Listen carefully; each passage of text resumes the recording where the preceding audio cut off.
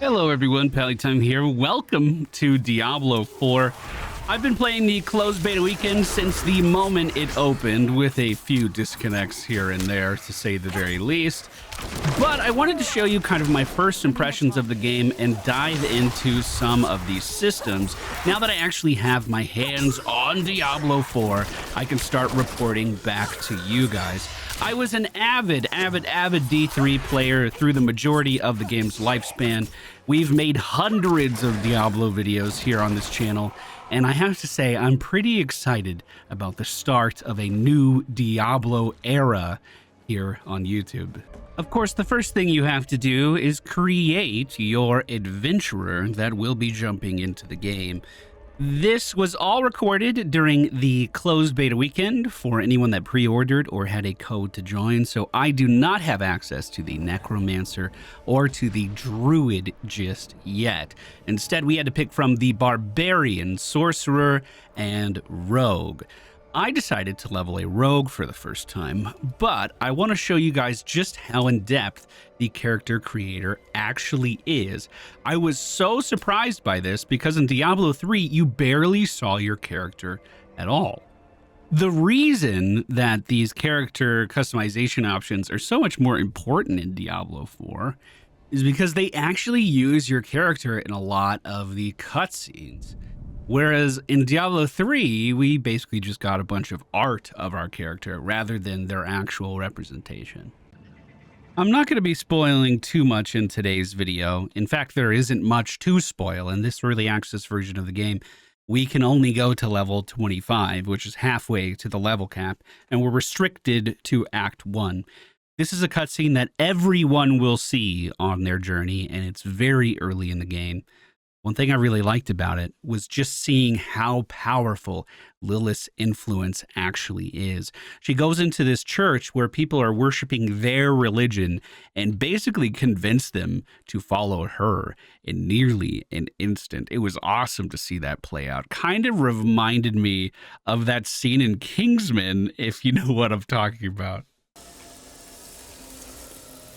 Sin is their birthright.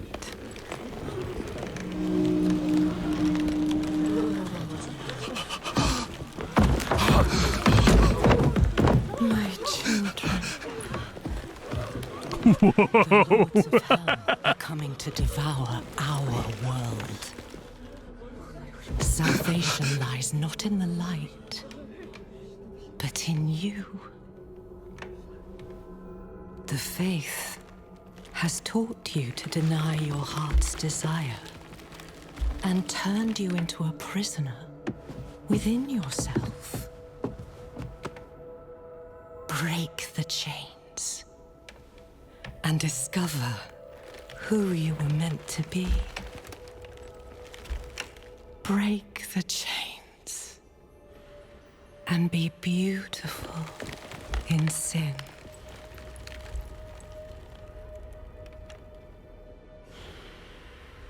Uh-oh. Uh-oh, bro. Resist! I want to take a second to discuss how you actually build your character and get various skills, because there's a lot of player agency here where you get to be the one making the shots. Now, I do know that legendaries are going to play a big role in enhancing this system. However, I have not found any legendaries for me just yet. Prior to level 15, this is subject to change. You can refund your talents for free. Actually, it's going to cost me 66 gold. However, gold is an abundant resource in nearly every Diablo game. I don't think that's going to be too much of an issue for me. When you're looking here at the starting skills, this is for the rogue talent tree, just in case that wasn't clear. We have a couple melee options as well as 3 ranged options to pick from. So right out of the gate, you're kind of determining the playstyle you're aiming for. But if you don't like your choice, let's say you picked Heartseeker and then decided, you know what, maybe this isn't for me, all you have to do is refund those talents and you'll be able to spend them differently. I was very interested in the energy regeneration that Invigorating Strike gave, so I started to put points in here. As we begin to spend points, you can see this blood decanter starts to fill, leading towards the next cluster of talents. However, you don't necessarily have to pick any of these things if they don't jump out at you. Same thing down here in the movement skills, same thing down here. If these don't meet your fancy, you can continue to invest in your other abilities and getting some of their specialization points to continue the flow of energy to the next talent tier. So there is legitimately a lot of freedom with this. I'm going to refund one more time. The setup I was running had Invigorating Strike to give me some of my energy regeneration that I needed to fund the rest of my abilities, and I just went ahead and put 2 points in that. Then I liked the sound of Barrage. Unleash a barrage of 5 arrows that expands outwards, each dealing 22 damage. Each arrow has a chance to ricochet, so the more I fire this off, the more AoE damage we can get. But then we can start to look at these kind of enhanced versions of the ability. As you continue to put points in, you're basically increasing the flat damage, like it would go from 21 to 23 here, but these add additional effects. So this would give me Enhanced Invigorating Strike. Damaging a crowd-controlled or injured enemy with Invigorating Strike increases our regeneration even more. Fantastic. This is where it gets good, though. This would allow me to provide a vulnerable debuff to any enemy that I hit, increasing the damage that they receive. There is a very cool synergy with Barrage, where if you strike a vulnerable target, you are guaranteed to have ricochets flying off in other directions, increasing our AoE potential. But then there's this as well with the improved Barrage, meaning that as I just lay down these barrages, keep firing one after another, it's going to be applying vulnerable to a lot of enemies. And this is basically what the two look like together. As we come up to a big group, we can spam the barrage to send arrows out towards our adversaries, then go in for an invigorating strike to get our energy regeneration going higher, and then continue to cleave down these enemies. But this is only a 2 ability combo. It does get significantly better than this as we begin to mix and match.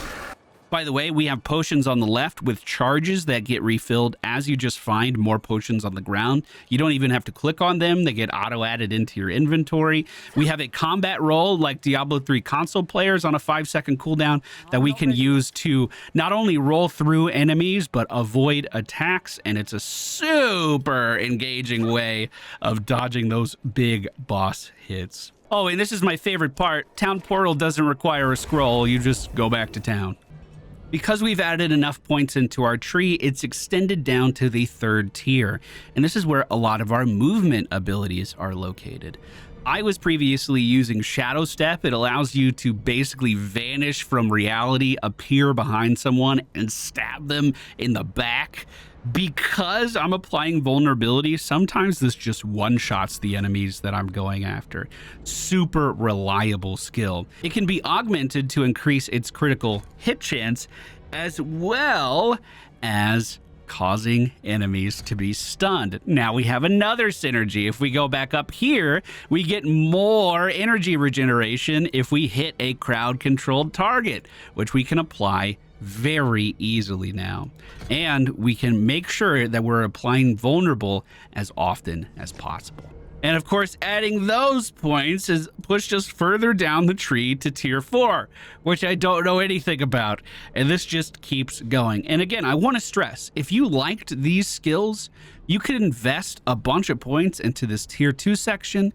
If you wanted more movement, I could also grab dash here, and that would be added onto my bar. So now I have Shadow Step, as well as 2 charges of dash to move around, as well as the little combat roll that you start the game with. You really can fine-tune your character's experience quite a lot. Now, will all of this be viable at in-game?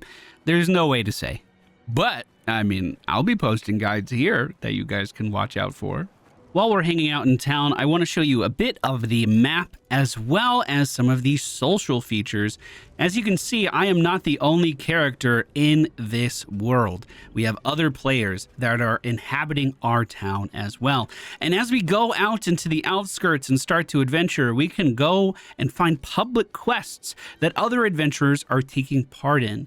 All of a sudden, the Diablo world is a lot less lonely. Now, I want to show you some of the key points across this map and some of the features I really like that they have added. For instance, one is a horse. I don't have this unlocked yet, but as you can see, there are various mounts as well as different things we'll be able to dress up our horses in, because traversing this big of a map may not be the quickest thing we've ever done. Those horses are going to help out quite a lot. If we go just to the right of this place, we can see how potions are being handled now. I'm a big fan of this system. So I have my little potion holder. It can hold 4 potions at a time, and these are weak healing potions. If I wanted to make them better, all we do is venture over to the alchemist, and I want to increase the potency of my healing potion. Now we can take a look at this tree. You can see at level 10, I unlocked the ability to increase its effectiveness. This is going to mean I'm going to have a much easier time staying alive. In return, the alchemist is going to want some Gallovine. Luckily, we have 18 of this, and they only need 2. This Gallovine, as well as ore and other kinds of herbs, are found out in the open world. So, if you want to make your character better, you're going to be investing in yourself by going out to various locations that have these rewards for a permanent healing increase. Also, I thought level 50 was the level cap. Maybe level 90 is Paragon stuff, or maybe I'm just wrong in general. We also have a feature I am very happy to see return. This is the wardrobe. Not only can we make ensemble slots in here, but any piece of gear that we find across our adventures can be transmogged to fit the look that we are trying to go for. If I wanted to be a dark and mysterious assassin, you can see how easy that was to get set up. We can also change the pigment of our gear very easily. So if I wanted to throw in a splash of green to this outfit, or blue, or any other color that's featured here, oh, that actually looks really good. That's all we have to do, and then we just confirm the look. It's that easy. And again, this list is populated based off what we find in the open world. You may notice that with my inventory, we're no longer playing Tetris, trying to make this all fit in together. Most items are the same size, and it makes storing your inventory so much easier. I've had to take so few trips back to town to actually get rid of this stuff. But let me show you how you get rid of this stuff. Oh, by the way, the stash is right here as well. First upgrade, 100,000 gold. Get your bank accounts ready. And by bank accounts, I don't mean any pay-to-win stuff. Just 100,000 seems like a lot right now. So I've already looked through this gear. I've already determined what I want to keep and what I want to get rid of. So, in order to clear out my inventory, all I do is head over to the blacksmith, and again, I've already checked all of these. Boom, my inventory is cleared. I have new salvage materials that I can use to upgrade other pieces of gear. So with those salvage materials, this is how we would upgrade something. I have my bow here. Let's say we wanted to make that better. Oh God, that's a lot of money. I'm not going to be spending that. But we could just take some of the iron that we found in the open world, as well as 9,000 gold, to make this weapon a bit bigger. So I'm not going to do that. I'm going to get rid of this thing by the end of the day for sure. This is early game equipment. But once we get to the level cap, investing money in our setup is just going to make us better at the video game.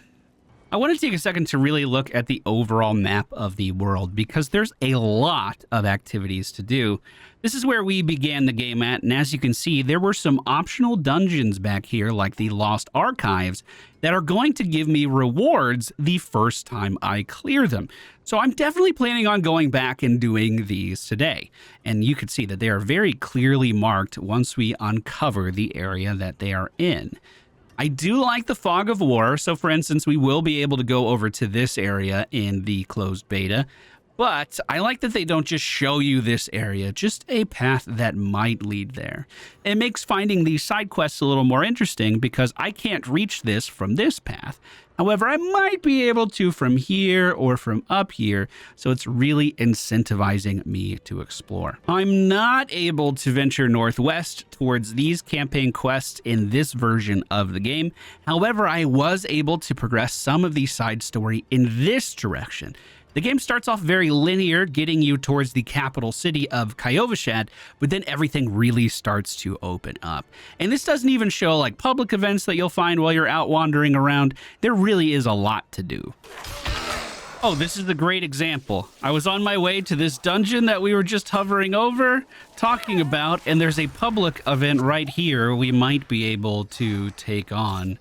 What is it that we actually have to do? Just slay enemies. I can definitely do that. We'll shadow step over to the other side. Basically, my rotation right now is use barrage as often as I can, and then basically just try to use my generator to get that energy back so I can spend it with barrage. With the addition of our second dash that you guys saw us pick up earlier, you can see I'm able to avoid a lot of these attacks from these enemies. Watch out, are you okay? Protect me, he says. Yeah, I'll protect you guys. We have 1 minute to slay as many enemies as we can here. Hey, wizard buddy. Oh, you got lightning? I actually haven't seen too many sorcerers. I don't know what their spell effects are. This guy showed up right at the tail end just as another of the elites have spawned. And it looks like we did get a little help with this public quest. Fantastic.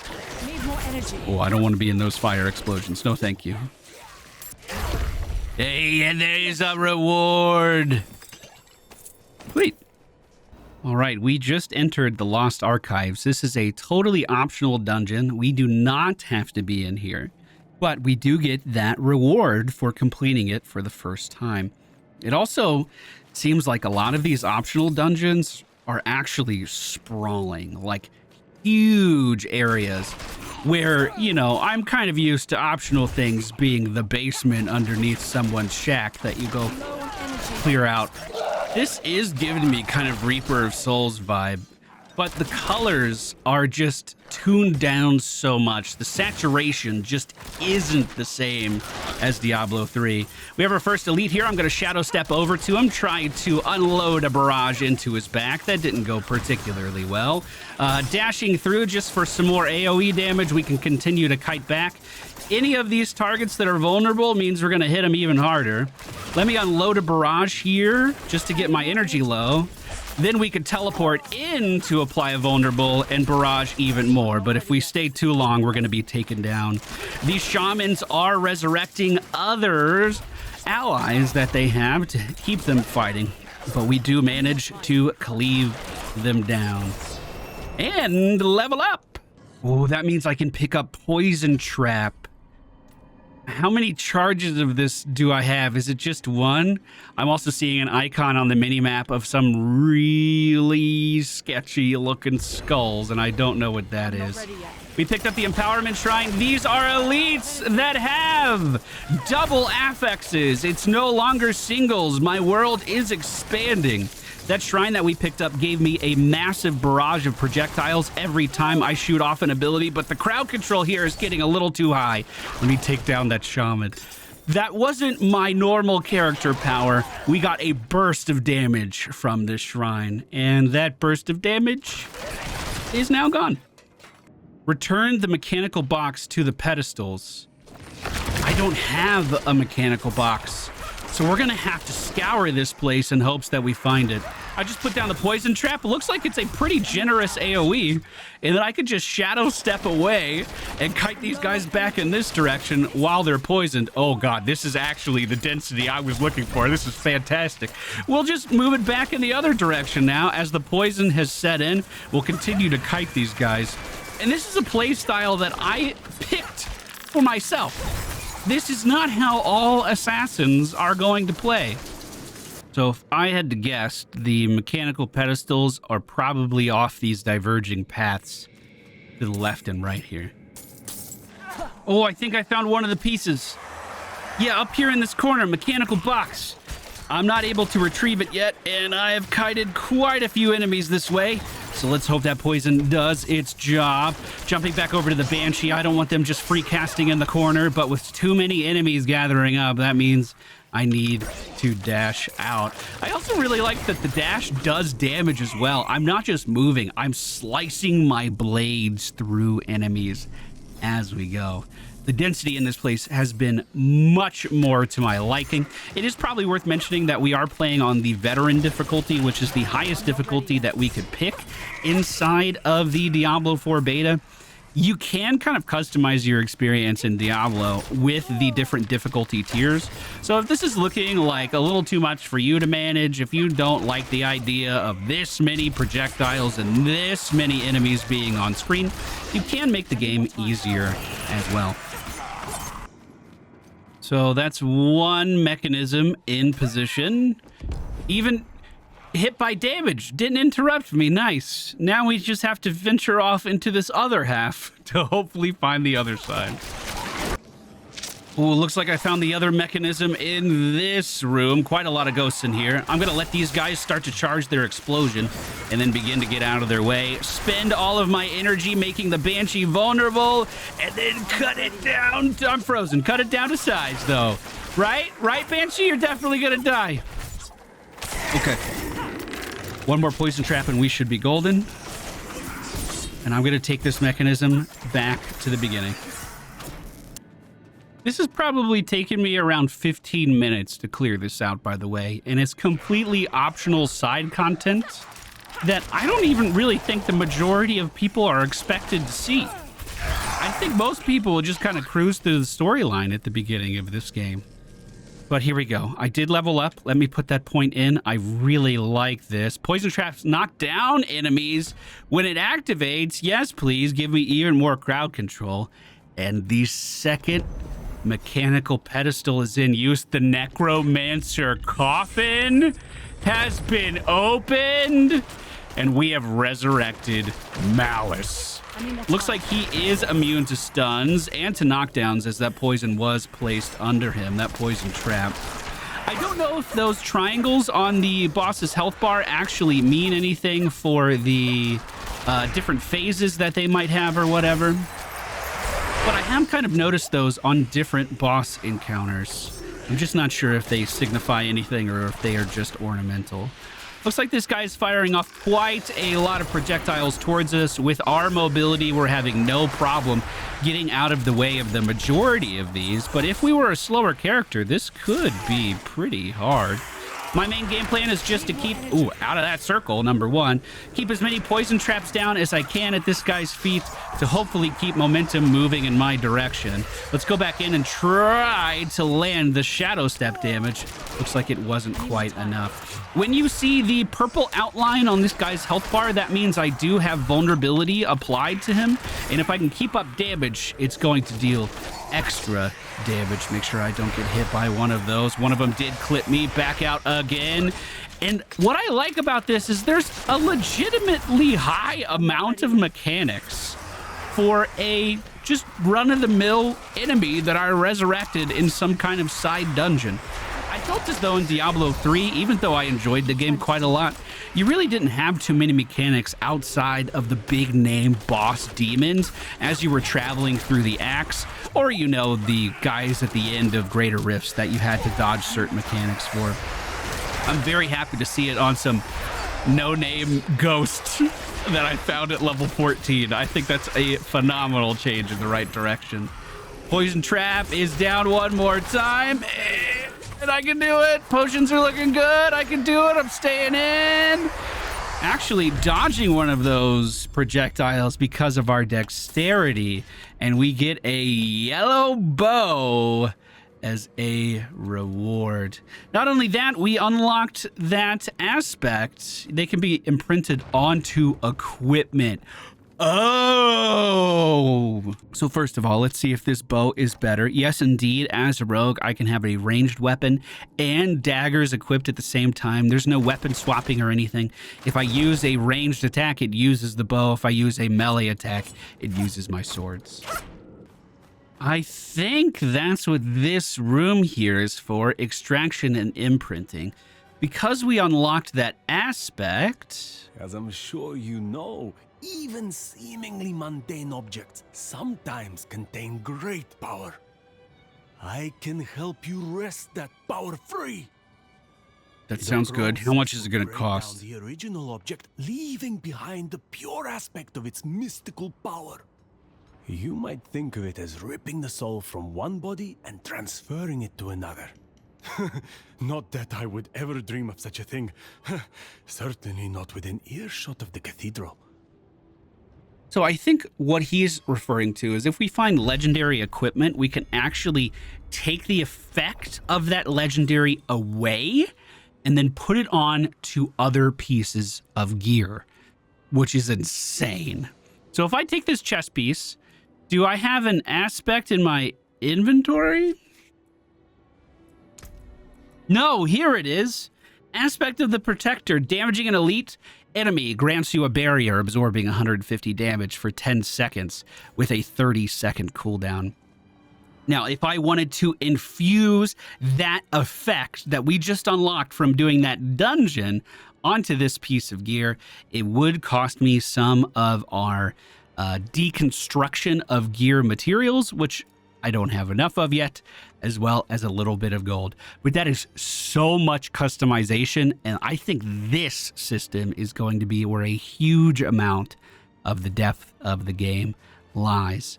But that's going to do it for our first look. I hope you guys enjoyed it. If you made it to the end, make sure you hit that thumbs up button. We'll be showing off a lot more Diablo content here on this channel, and I am just beaming with excitement. Thank you guys so much for being here. I'll see you again very soon.